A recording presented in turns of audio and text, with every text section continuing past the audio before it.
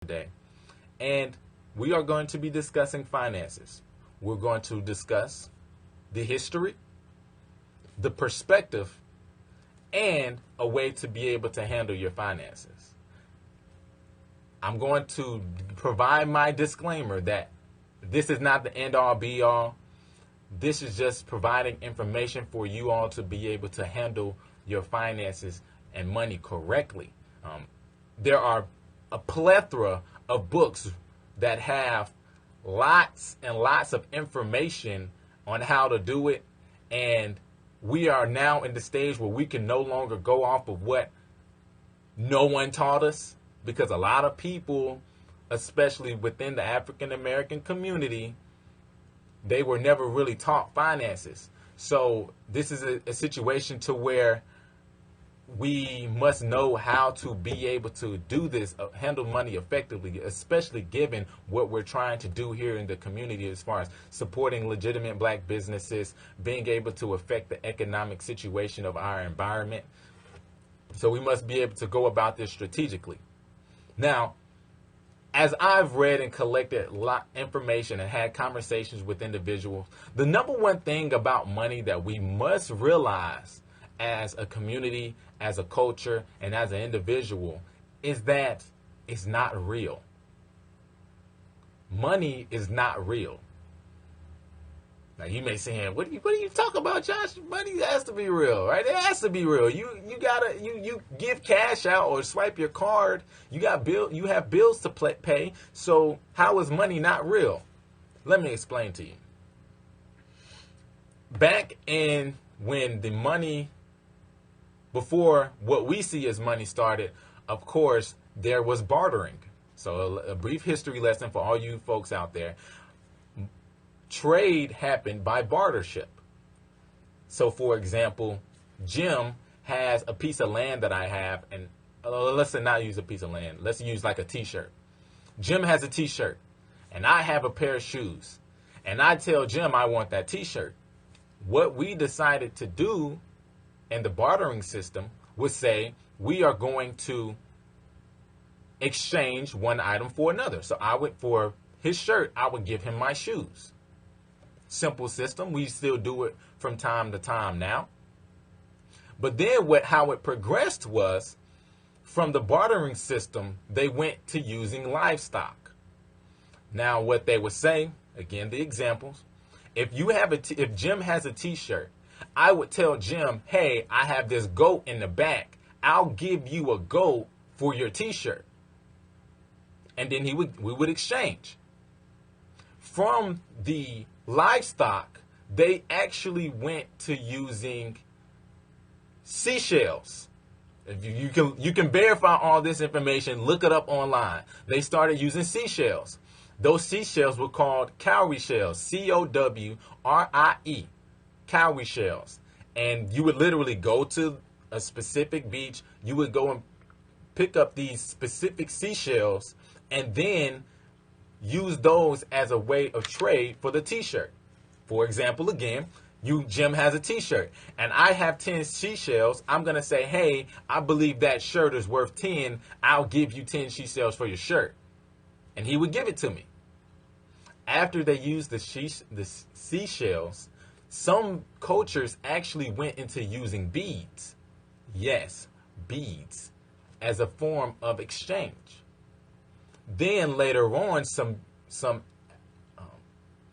Asian emperors implemented the bronze and copper coins, and they punched holes in the coins and then wore it as a necklace around their neck. So if you had the T-shirt, you would say, hey man, I have 10 copper coins for your T-shirt. Let me get your T-shirt. All right, transaction completed. Later on, a couple of years after that, some really famous emperors said, hey, you know what we're going to do? We're going to try to legitimize this money, these coins, as much as possible. So instead of using copper and bronze, then we are going to do gold and silver and bronze. And then what we're going to do is imprint our faces on top of the coin to make it more authentic.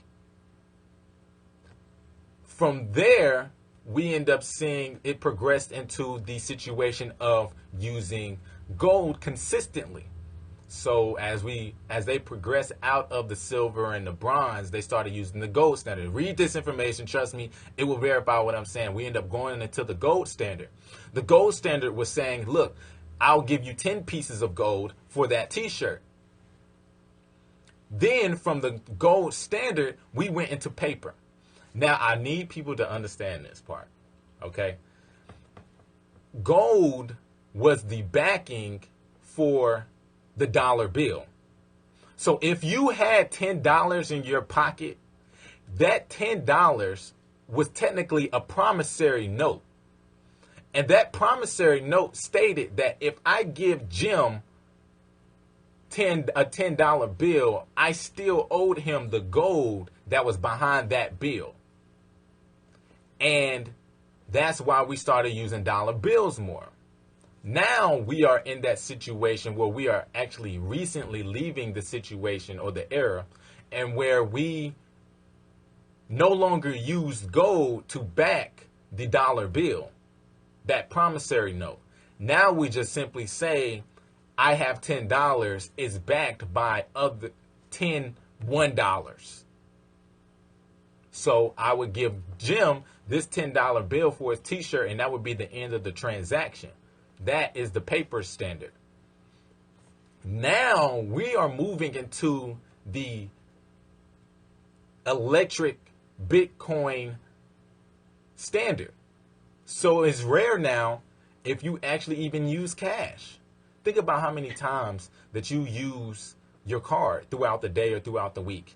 And now banks require you to use your debit card a specific number of times within the month, or you'll be charged.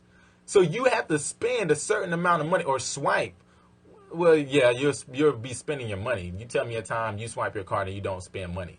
I want to know that. You let me know. But you would have to spend money to not be charged an extra fee for not spending money, which was a genius business idea, but it sucks for the consumer. But now you're in a situation to where you look at a computer screen that has a small number get big or a big number get small, and you're able to manipulate the numbers by doing various things, whether it's getting a job, whether it's having investments, whether it's giving, all these other ways to be able to increase or decrease that number. So that's important to remember. So I'm saying all of this to let you understand. I'm here in Greenville. Shout out to everyone on Periscope. Money isn't real, because throughout history, we have seen that the agreement of change has constantly altered. It went from livestock to seashells to coins to gold to paper to bitcoins and electronic money. And I had this thought, right? What if tomorrow the government says we're going to be use, instead of cash, paper, we're going to use t-shirts.